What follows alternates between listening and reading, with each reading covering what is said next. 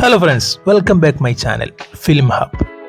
മലയാള cinema പ്രേക്ഷകർ ഏറെ ആകാംക്ഷയോടെ കാത്തിരിക്കുന്ന ചിത്രമാണ് മമ്മൂട്ടിയും മോഹൻലാലും ഒന്നിക്കുന്ന മഹേഷ് നാരായണൻ സംവിധാനം ചെയ്യുന്ന ചിത്രം. ചിത്രത്തിന്റെ ഷൂട്ടിംഗ് അടുത്ത മാസം ആരംഭിക്കുമെന്നാണ് അനൗദ്യോഗികമായി ലഭിക്കുന്ന വിവരം. മലയാളത്തിലെ 2 മെഗാ താരങ്ങൾ ഒന്നിച്ചെത്തുന്നു എന്ന പ്രത്യേകത തന്നെയാണ് ഈ ചിത്രത്തിനുള്ളത്. ഏറെ നാളുകൾക്ക് ശേഷമാണ് ഇരുവരും ഒരു ചിത്രത്തിൽ ഒന്നിക്കുന്നത്.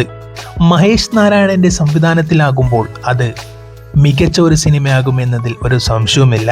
അതുതന്നെയാണ് മലയാള സിനിമാ ലോകം ഒന്നാകെ ഈ ചിത്രത്തിന്റെ അപ്ഡേറ്റിന് വേണ്ടി കാത്തിരിക്കുന്നതും. മോഹൻലാലിനെ നായകനാക്കി പൃഥ്വിരാജ് ഒരുക്കുന്ന എമ്പുരാൻ എന്ന മൂവിയുടെ ചിത്രമാണ് ഇപ്പോൾ പുരോഗമിച്ചു കൊണ്ടിരിക്കുന്നത്. അതിനുശേഷം മോഹൻലാൽ ഈ ചിത്രത്തിലേക്ക് ജോയിൻ ചെയ്യും.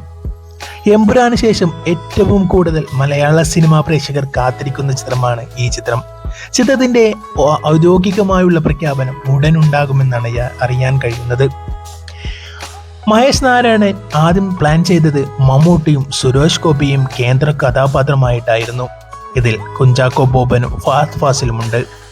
ഇപ്പോൾ ലഭിക്കുന്ന പ്രകാരം ആദ്യം ചിത്രത്തിൽ നിന്നും പുറത്തായത് സുരേഷ് ഗോപിയാണ്. ആ ഗ്യാപ്പിലാണ് മോഹൻലാലിന്റെ എൻട്രി. മമ്മൂട്ടിയും മോഹൻലാലും ഒന്നിക്കുന്ന ഒരു ചിത്രം അങ്ങനെ ഏറെ നാളുകൾക്ക് ശേഷം മലയാള സിനിമാ ലോകത്തിന് ലഭിച്ചു. ഇപ്പോൾ ലഭിക്കുന്ന പ്രകാരം ഫഹദ് ഫാസിലിന്റെ ഡേറ്റ് ഇഷ്യൂ ഉള്ളതുകൊണ്ട് ചിത്രത്തിൽ നിന്നും അദ്ദേഹം പിന്മാറിയിരുന്നു.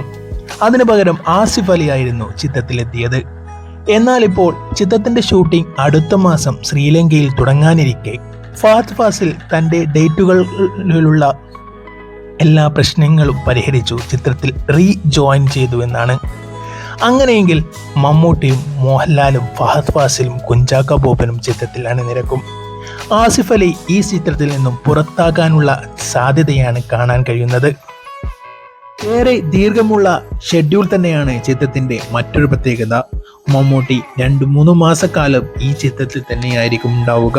മോഹൻലാലിന് 1 മാസത്തോളം ഷൂട്ടിംഗ് ഉണ്ടെന്നാണ് അറിയാൻ കഴിയുന്നത്. ചിത്രത്തിന്റെ ഒഫീഷ്യലായുള്ള അനൗൺസ്മെന്റ് ഉടൻ ഉണ്ടാകുമെന്ന് നമുക്ക് പ്രതീക്ഷിക്കാം.